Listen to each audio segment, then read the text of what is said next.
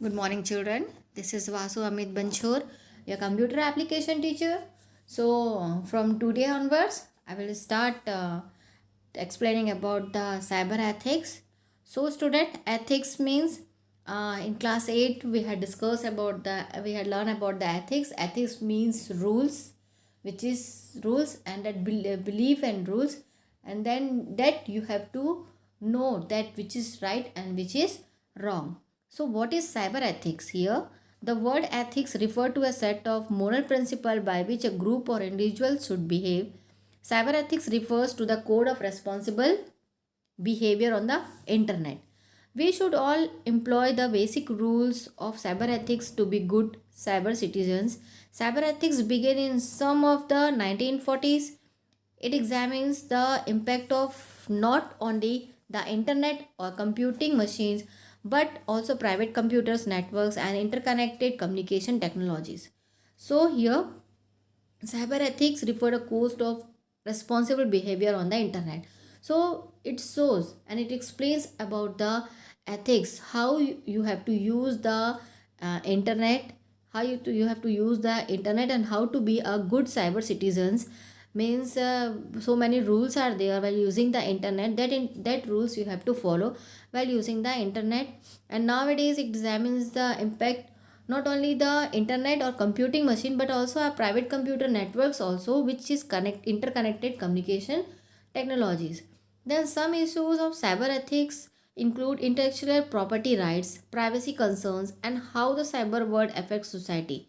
For example, while it is easy to duplicate copyrights, digital contents. According to the cyber ethics, it is wrong to do so without the author's approval. And while it may be possible to access someone's personal information on a computer system, computer ethics would advise that such an action is unethical.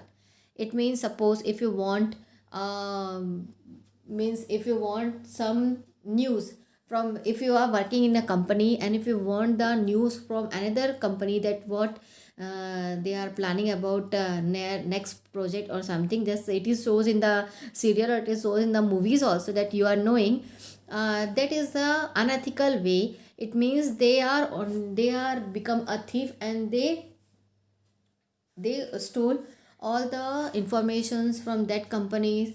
So it is a unethical way. And sometimes that some movie released and some were recording the movies. Some people went to the go to the theater and then they recorded all the means movies and then sell. This is also a unethical way. So this all are the unethical system that we have not used in our while using the internet. Then cyber ethics in e-commerce. Privacy means the protection of the personal information given by a user while carrying out some online transaction or activity. During a e-residential commerce transaction, customers apply a lot of sensitive and personal information like credit card number, address and password, purchases history, etc. It is the merchant organization's duty to ensure the safety of this data. E-commerce sites must use HTTPS SSL protocol to protect the privacy of the computer, especially the pages that collect sensitive information. Also, an additional layer of protection like a web application firewall should protect the data. The user must ensure that the site is safe and secure before disclosing any information. Online seller must ensure that their e-commerce transaction do not result in data theft or security breaches.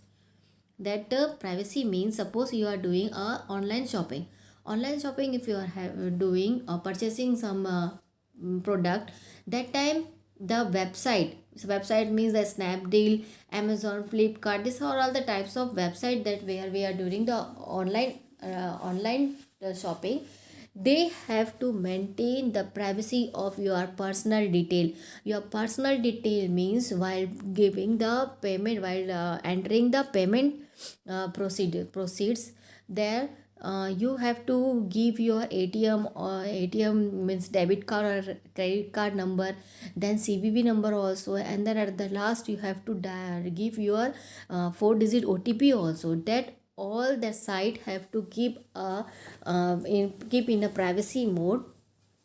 So this is a secure way to keep your online transactions or any other activity. And if that particular sites is not maintaining this type of security, so these sites are unsecured site. So first you have to find out which is secure site and which is not secure site. So while writing the address of a secure site, that by writing the address of a particular site, you have to find out you have to find out whether the particular site is secure or not. So when, from where you have to see it is a secure site?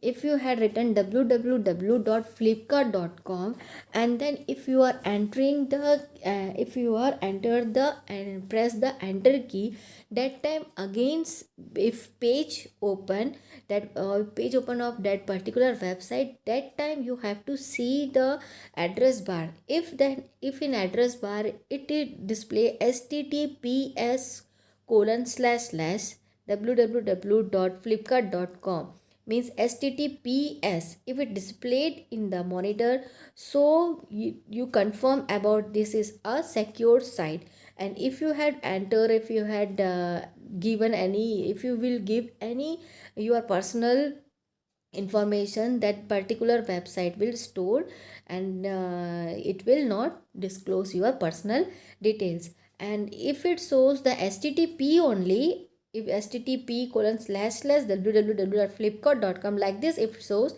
then it is not a secure site, so no need to do the online shopping in that site.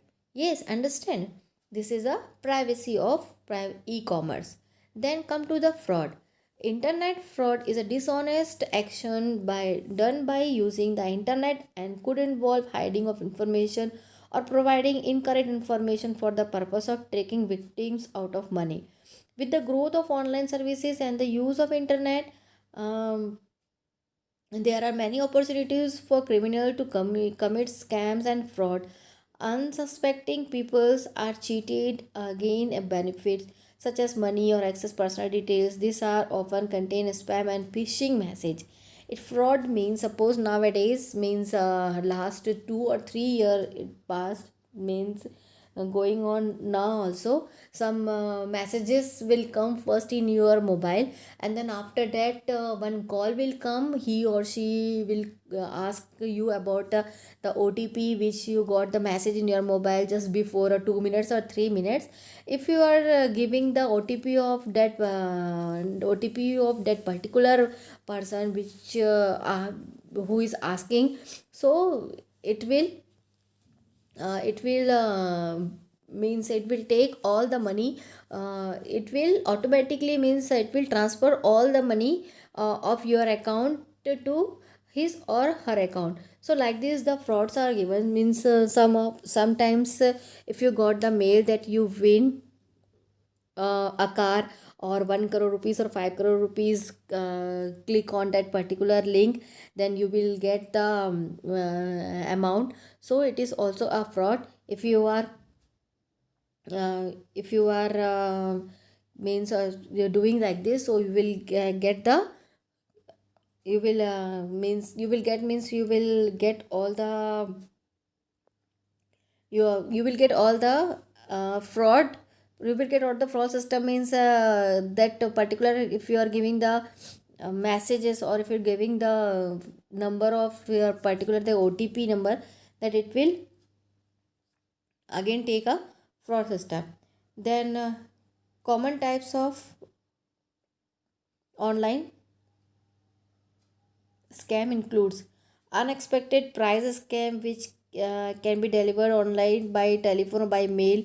This I explained. Then unexpected money scams like lottery scams, dating scams, like this also will do. Then jobs and investments. Some are yes.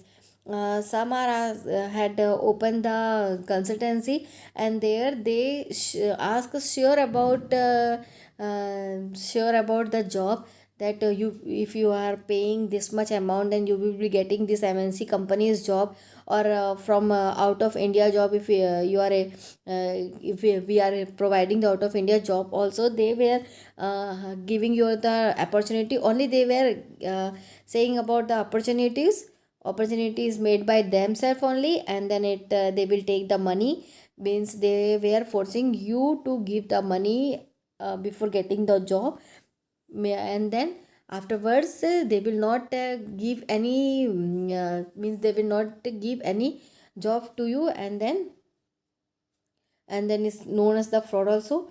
Then identity theft, where people pretend to someone else in order to cheat. So you have to find out the which is if means no need to give any personal things or personal ID or personal code to your to a known person or to a known person also. Do not respond any online scam or fraud. If you receive the email and or SMS to do the scams, best thing to do, delete that particular SMS or email. Do not respond the attempt to unsubscribe or any call telephone number listed the message. It means nowadays some 11 digit or 12 digit number they were calling them. And then if you are attending the call also, they will get the your personal detail, and they will hack your all the account also. Like this nowadays, this type of crime also happened. So no need to give your means a credit card or debit card OTP number, or your means a 4 digit pin code number. No need to share any pin code number, no need to share any password with anyone. It will cause the fraud afterward. Then secure data transmission we'll discuss in next class. Thank you.